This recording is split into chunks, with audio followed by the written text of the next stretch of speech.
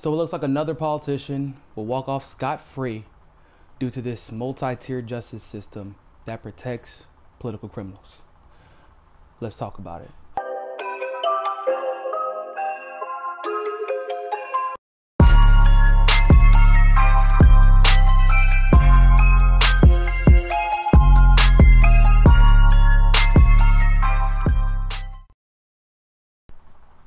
So Andrew Cuomo has had all of his charges dropped against him.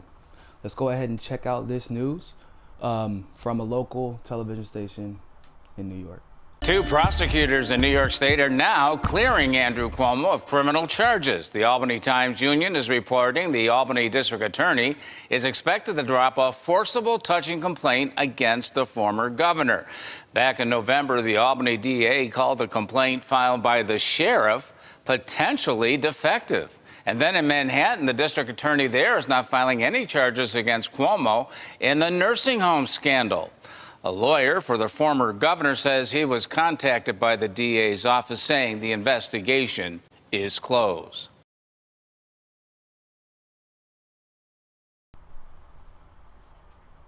I honestly don't even know where to start.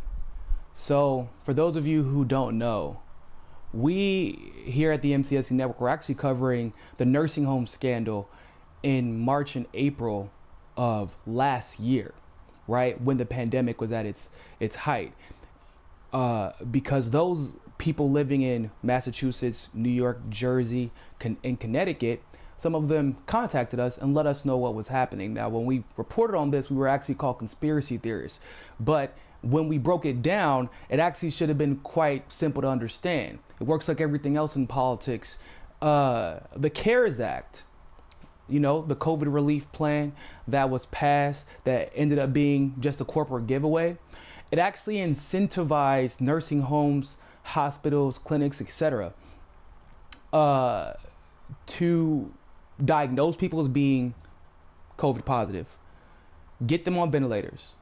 And if they die, regardless of what they died for, it still incentivized them to put COVID. How did it do this? Because the funding that was allocated in the COVID-19 relief bill, called the CARES Act, could only be won through either of those mechanisms. So you got to have COVID patients. You get more money if someone dies of COVID positive. You get more money if someone dies COVID positive on a ventilator. Now, if you understand anything about nursing homes and hospitals, unfortunately, a lot of them run as private organizations, and a lot of them operate out of the red because Medicare, Medicaid, insurance, they don't cover these facilities the way they used to. And any business, because at the end of the day, unfortunately, these are all businesses because of the way they're codified. They're trying to get back into the green. That's what their goal was. Because that's always their goal. Quarterly statements. Like if you look up most big hospitals in any given city, they have a CEO. They have a CFO. So it's still a business. How do you get more funding to the state of New York? Well, you take positive COVID patients who are symptomatic. Those patients will probably live, hopefully, and you put them with the most vulnerable people in your city. In New York City alone, 15,000 elderly died that were living in assisted living who were potentially victims of these COVID positive patients being put in their homes. Those charges were dropped by the Manhattan DA. The sexual assault charges all dropped, despite the fact that there was a mountain of evidence so high that the lawmakers in New York were forced to pursue an impeachment inquiry against Cuomo, which of course forced him to resign because he was guilty. And there were more. There were actually more women about to come out. everything dropped without explanation. And people wonder why women don't want to come out and tell their story, especially when it comes to any involvement with a powerful politician and a mob boss like Andrew Cuomo. You see how these women have been dismissed and thrown to the side once they're, because I'm sure they were only allowed to have the voice that they did have because it benefited someone politically, and it benefited a lot of people politically because, like we said back in when this first dropped, this sexual assault scandal should be taken seriously, but let's not let it take away the attention of him killing 15,000 people in these nursing homes. Because that's what they're really trying to cover up, because of all of the people connected to that policy that was written. This isn't like, oh, let's do this behind closed doors. No, there was a policy written to push this.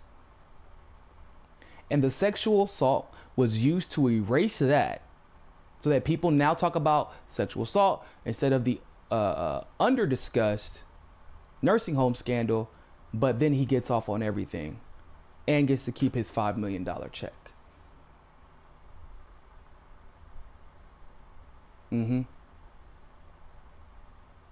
This is once again representative of a two-tiered system, probably a multi-tiered justice system, where almost no one actually gets justice unless you have the money to pay for it, or the political clout, or the clout in general, to make inconveniences go away.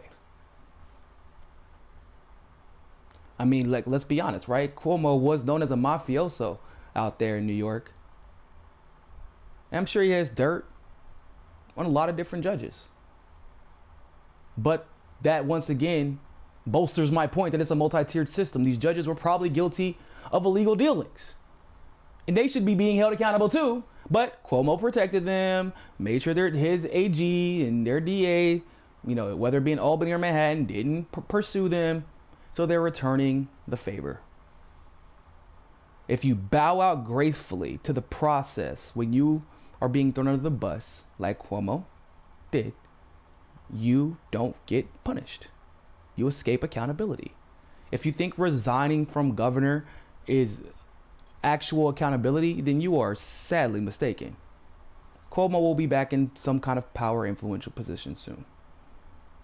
Give it 3-4 years.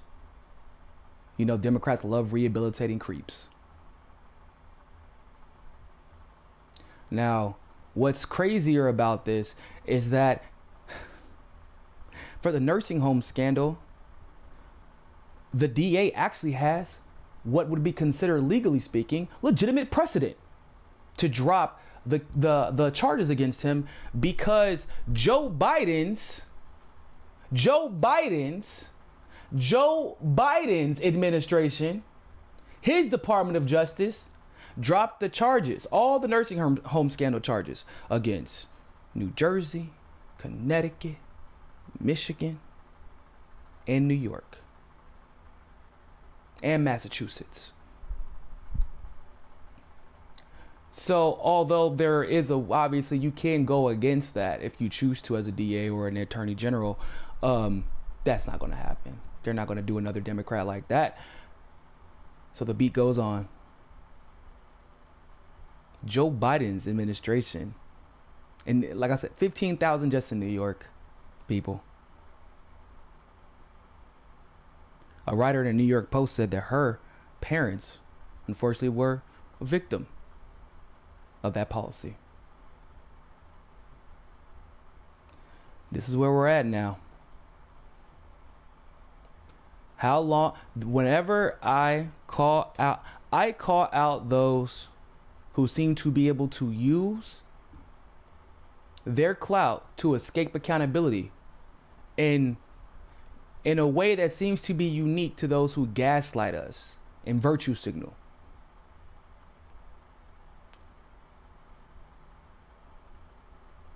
Everybody got mad at me because I said the worst thing that you could do for a leftist movement, for a moral and ethical movement, is to put in people who are lying to our face when it comes to sharing those same values.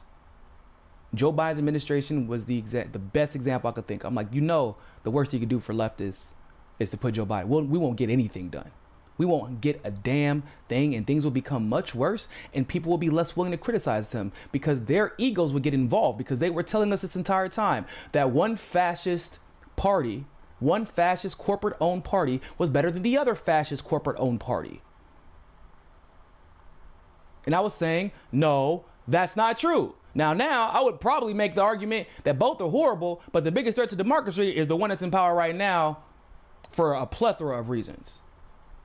If not just for censorship, or at least attempts to censor alone. And the fact that they seem to have big tech on their side, which is not a good thing.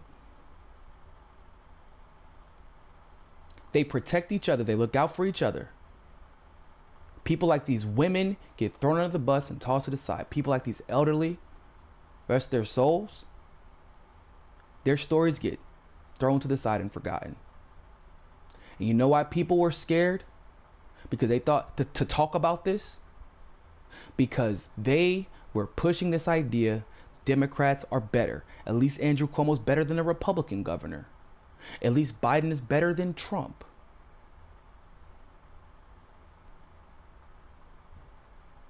How's that working out for you?